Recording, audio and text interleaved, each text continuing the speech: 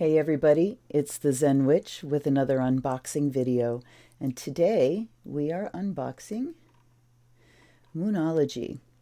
So I've got all my moonstones on today. I got my moonstones and my labradorite, my black moonstones, so that I'm with the vibe.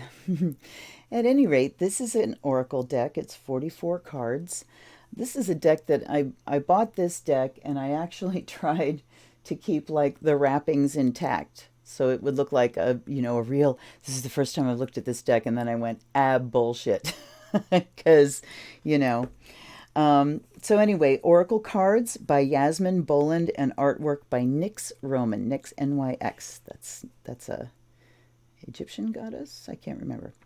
But it's by Lifestyles, is the publisher. It seems to be. It just says Moonology Oracle Cards, Yasmin Boland. So let's look on the back. Publisher's price, blah, blah, blah. Hay House is the publisher. So it says Lifestyle on the side, but that right there is the Hay House logo. So Hay House has been putting out some really wonderful decks. It says the energy of the moon has a formidable effect on our everyday life. Use these gorgeously illustrated oracle cards to tap into her ancient wisdom for healing, guidance, and protection, and learn how to work with her magical energy during each lunation. The accompanying guidebook reveals how to interpret the cards and work with them to create, plan, and predict your life. Whenever you need to make an important decision, just pick a card and let the moon guide you. So did anybody else feel me go when I got to the predict part? Yeah, you know why. If you've watched any of my videos, you know why. Yasmin Boland is an award-winning astrologer and the best-selling author of Moonology and Astrology Made Easy. Rowan is a freelance artist who derives her artistic inspiration from wildlife, botany, space, and mythology. And Moonology.com and nixrowan.com, they have their own websites. So let's look. Okay, as I struggle. So for difficulty, this is one of those nice sturdy boxes, but holy shit, is it difficult to open. All right. We open it and we see Let the Moon Be Your Guide. That's lovely. I like that. And here's the book, the trend of the day with the paperback but sturdy square-bound paperback. That's nice. And we will go to the cards first, and then we will come back to the book. Backs of the cards, phases of the moon. And we've got no message there, but again, the image of the moon. That's nice. That's, I like it when people are designing and thinking about the little details of things. So we have from new through waxing through waning. Now, how can I tell what's what? The waxing crescent moon has horns pointing to the left, to the feminine side. All right? Half moon, and then the waning moon is horns pointing to the right. So, which your other right, Okay. And I did put these in order again. You're going to be so proud of me. I've been doing that with my decks. I've gotten surprised too many times. Okay. New moon, a new start is coming. So right away we see that we have the image of the moon, a beautiful background. We have a key phrase. So that's wonderful. It makes it easy to jump right in and start using a deck without having to pull out the book or learn a system. Okay, so new moon, a new start is coming. Let me get them closer for you here. Okay. Have faith in your dreams. This is waxing crescent. So you see the horns pointing to the left. First quarter, your commitment is being tested. Come on. Gibbous moon. Gibbous is not full, but bulging to the full on the waxing side. You're very close to achieving your goal. Full moon, surrender to the divine. Disseminating moon. So here we're talking the waning gibbous. Take time out to breathe. Third quarter moon, adjustments are required. Balsamic moon, a time for healing. So that is the waning crescent, is the balsamic. So weird because on the camera this is glowing really bright. It's very much duller when I'm looking at the card in person, but looking at my monitor, that moon is really shining. That's fascinating to me. And it's a gray day. It's a really gray day, just kind of the norm where I live. But yeah, very interesting. New moon in Aries, it's time to take action. So we've been through the moon phases. So the first grouping of cards is the phases of the moon. Now we're going into the moon in the signs. New moon in Aries, time to take action. This is excellent. New moon in Taurus, prosperity lies ahead. And, you know, it's kind of like I'd like to see the new moons as getting something started. So that time to take action is right. So Taurus new moon would be time to get practical. Prosperity lies ahead. New moon in Gemini, communication is key. New moon in Cancer, you and your loved ones are safe. New moon in Leo, confidence is your key to success. New moon in Libra, a new romantic cycle begins. New moon in Scorpio, work through your fears. Hey, wait a minute. Did I get something sticking? I did. We skipped Virgo. Hold on. So another thing, these cards kind of stick together, and I've used them, but they stick. So new moon in Virgo is time to give rather than take. And then we had Libra with the romantic cycle. Scorpio, work through your fears. Sagittarius, luck is on your side. Remember, this is new moon. New moon in Capricorn, your hard work is paying off. Now, see, again, I look at new moon as getting something started rather than something culminating and paying off. So I'm not real sure about that. Your hard work is paying off. New moon in Aquarius, bring love into the situation. I'm not sure about that one either. Aquarius has never been associated with love. Aquarius is associated with ideas and humanitarianism. So the love that is shown in Aquarius is for humankind, not for an individual. In fact, Aquarians are regularly accused of being really cold on a one-to-one level. So bring universal love into the situation might be a little more accurate for me in that regard. New moon in Pisces, meditate and contemplate. That's wonderful. And now we have the full moons of the signs. Full moon in Aries, a fiery climax approaches. Now see, the full moons are culmination, so you're looking at what is culminating rather than what's beginning. Full moon in Taurus, your dreams need a practical plan. Now see, that would be better as the new moon because you're making practical plans.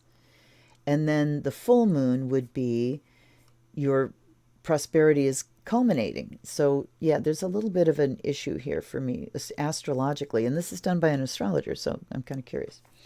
Full moon in Gemini, the answers you need are coming. Full moon in Cancer, a personal issue reaches resolution. Full moon in Leo, don't let your pride get in the way. Full moon in Virgo, you are good enough. Full moon in Libra, a win-win outcome is forecast. Full moon in Scorpio, it's time to release negativity. Full moon in Sagittarius, look at the bigger picture. Full moon in Capricorn, the end of a tough cycle approaches. Full moon in Aquarius, show the world the real you. Full moon in Pisces, balance spirituality and practicality. They're good messages, but I'm not sure that they perfectly line up with the phases of the moon that are being talked about here. Okay, new moon eclipse. Now we're into the specialty phases. So new moon eclipse, expect powerful change. Full moon eclipse, conclusions are within reach. The waxing moon, the energy is gaining momentum, so just waxing but not a specific phase. Waning moon, what do you need to release? Yes, exactly. Those are perfect descriptions there. Void of course moon, making sure I didn't skip one here. Void of course moon. What is a void of course moon? When the moon gets ready to change signs, it will reach a point where it's made its last aspect before the sign change. After it has made that, hit that last aspect, it is called void of course until it goes into the next sign. This can be anywhere from, moments to hours to a day, just depending, where the moon is at and what aspects it's making, so where all the other planets are placed. In a void of course moon, it is said that you should never start projects on a void of course moon because even if it's a new moon, and I don't know that it could be a new moon because, yeah, it can't be because it's going to make some kind of aspects as it goes through the entire sign. So it can't be a new moon, but maybe a waxing moon. Because it is said that things will just not turn out the way you expect them to. It just kind of, it's sort of an all bets are off phase. So that's why it says nothing will come of this situation for the void of course moon. So things just don't pan out. And again, you might only have to wait a few hours before it enters a new sign. So be aware of that. And you'll see it in astrological calendars. It'll just say moon VC, V/C at what time. And then you've got from then until it hits the new sign. Cardinal moon. So the astrological signs being divided into cardinal, fixed, and mutable, and also into the elements of fire, earth, air, and water. So a cardinal moon, be bold and make the first move. Cardinal is passionate, ardent, in the now, reactive, immediate. Okay. Fixed moon, hold your vision. Fixity is stubborn, steadfast, loyal, hangs in there, future oriented. Mutable moon, nothing is yet set in stone. Mutable is adaptable, changeable, versatile, and past oriented. So, when you need to adjust to change, it is good to do workings for that on a mutable moon or a waning moon when you're set, for things to change over to something new. Then we have supermoon. Emotions are running high. What is a supermoon? A supermoon is a moon that is at perigee, which means it's closest position to Earth, so it looks much bigger. So the moon, has a bit of an elliptical orbit, and at times it's farther away from Earth, and at times it's closer. Apogee is the farthest away point. Perigee is the closest point. The supermoon thing kind of bugs me, because it doesn't describe exactly what's happening. It just makes you think, this is, wow, so much more potent. Well, it is, but not really all that in my mind. So emotions are running high. And then the blue moon, which is a second full moon in a calendar month. You can't have two full moons in a lunar month because the full moons and the new moons define the lunar month. Okay, so believe in the impossible is the blue moon. Then we have the south node, don't let your past hold you back, and the north node, step out of your comfort zone. So in an astrological chart, the north and south node are not planets. What they are is you've got the Earth, you've got the path of the zodiac, the belt of the signs, which is also the path of the sun, out there in space. So kind of this ring or this belt. The nodes are, and the moon does not travel on that belt. The moon has more of a wonky back and forth thing. So the node happens when the moon crosses the path of the sun, which is also known as the ecliptic. Okay, so when the moon crosses the ecliptic, it's a point in space, and that is the north and south node. The north node is the point it crosses. The south node is the opposite to that. And the north node, I'm going to switch these. The north node will show up like if you get a chart done and you only see this one thing, the dragon's head.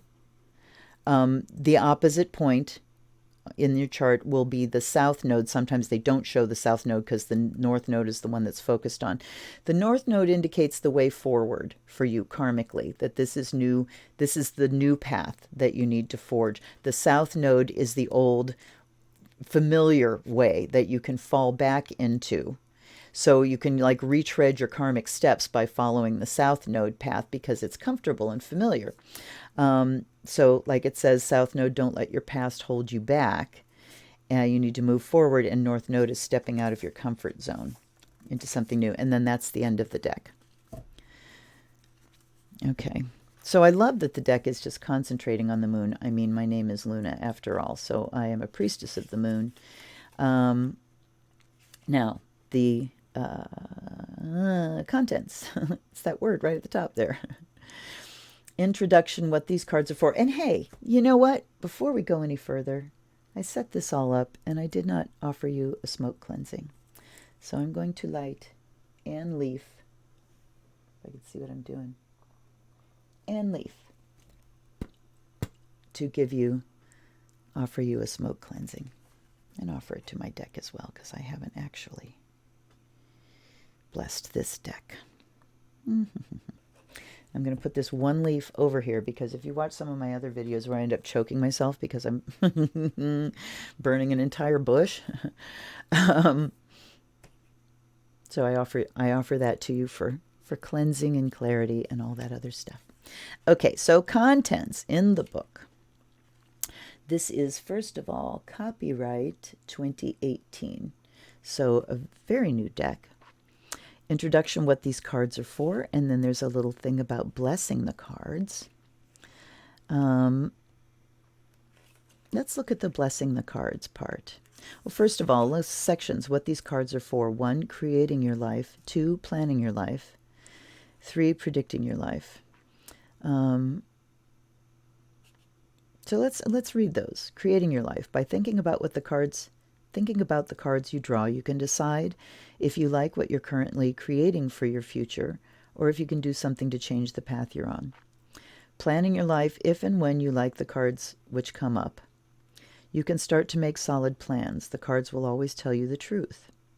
3, predicting your life. Once you start to become familiar with the cards, you will see that you can make some very firm predictions based on them. That's a bold statement. That is a bold statement. And I'm not going to say anything else about that. That would be just down to testing. I mean, does that work for you? I can't say I've never had something predicted from cards. Anyhow, bold statement. Blessing the cards. Before you start to use the cards, it's super important. Okay, wait, no. I'm going to back up. Sorry about this, guys. But after that, there's more. As much as the cards can be used to make predictions for you and anyone you read for, I believe they go much further than that. They truly can be used to create your own reality. When I use oracle cards myself, I like to get a firm yes or no. As much as possible, I've made it abundantly clear if there is a yes or no in the future. However, at other times, these cards will also show you the way you're currently headed, so that if you're not happy with your direction, you can turn and steer yourself towards a new destiny. Now, see, that's more grounded in truth. That if the cards are predicting something, and you're like, oh, God, that sucks, and you make a change, you're like, that's not what I want, and you make a change. You can only say that the cards were predicting your future if you know for absolute certain that that thing would have happened if you had not made the change. So, again, slippery slope, very dicey word to use. All right, so let's go here. Blessing the cards. Before you start to use the cards, it's super important that you put your energy into them. With the deck face down in one hand, breathe slowly and gently as you mindfully take the cards one by one from the top of the deck with the other hand and place them face down, each on top of the previous one on a table. So we're going through this face down. Now repeat the process with the cards face up, looking at least briefly at the face of each one as you go. With the pack complete again, clasp them in both hands and say something along the lines of, "Beautiful cards, I ask you to lead me in the right direction with good advice for me and for anyone else who seeks guidance from you. Thank you for always showing me gently whatever I need to know as I read you. I trust you, and so it is, so be it." That's actually very nice. I like that. So let's take a look at, I'm going to do, let's pull one. All right, let's just pull one, and I'm just going to do quick, because I'm going to cut the cards. So I'm doing 3 cut shuffles. And then I'm going to just take a cut and we'll look it up. All right. Cut. Bring love into the situation. New moon in Aquarius. Okay, great. So the one I was doubting. And you know what? That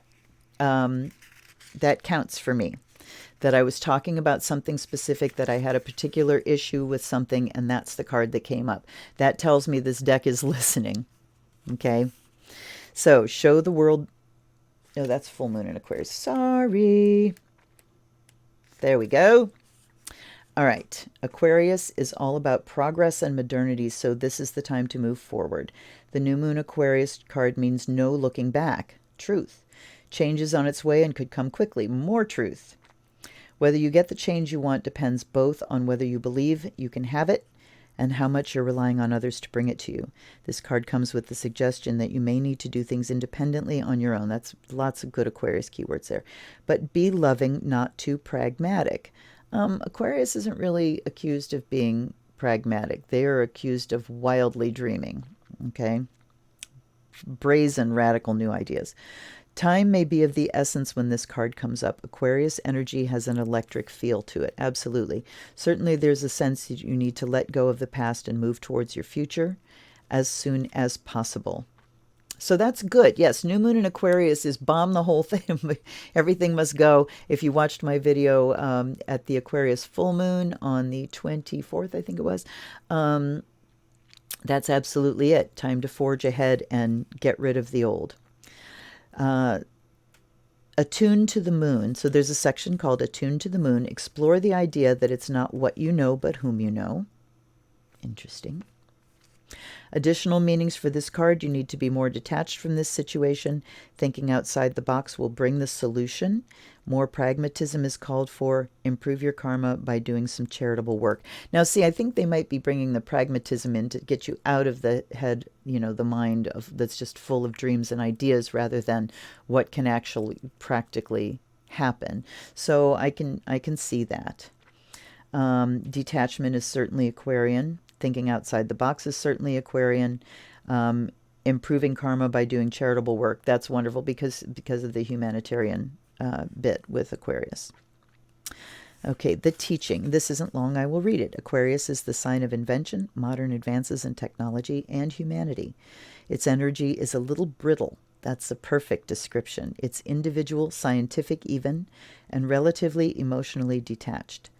So bringing love into the situation is just to pull away from that Aquarian detachment. And again, I wonder because, you know, you want to use the energy of Aquarius, not try to work against it. So again, I'm not sure. Well, okay. Many people think Aquarius is a water sign because the Aquarius symbol is the water bearer. This is very true. But it's actually an air sign and is far more about intellect than the emotional water signs, as is this card, no matter when you draw it. So it's about the intellect. So why are we talking about bringing love? Why don't we talk about capitalizing on these good ideas? And I understand the pragmatism part, but talk about, you know, what are your wonderful ideas and how can you bring them to fruition? How can you update and rather than focusing on love? So I'm really not sure about this card. Dropping convention works well with this energy. Dropping convention, yes, absolutely. But it didn't really say much there about bringing love to the situation. So even the description that I read didn't really quite explain to me why this card is talking about bringing love rather than the Aquarian attributes that it represents. Now, having said that, I always say you got to take a tool in its own context. So maybe, you know, because I've got astrological information packed into my head and I'm comparing things, you know, I can't help but bring my astrological brain to this operation here. Maybe if you just let go of that and take it on its own terms as an oracle deck and not about the moon in this, you know, the moon in your chart or whatever, then it could be perfectly able to, like I said, it coughed up the card that I had an issue with when I did a shuffle and cut. So overall, and let's just see shuffle-wise, it's a big stiff deck. Stiff, unwieldy. Can I even do it, shuffle it sidewise? Not. Oh yeah, that worked. That worked pretty well.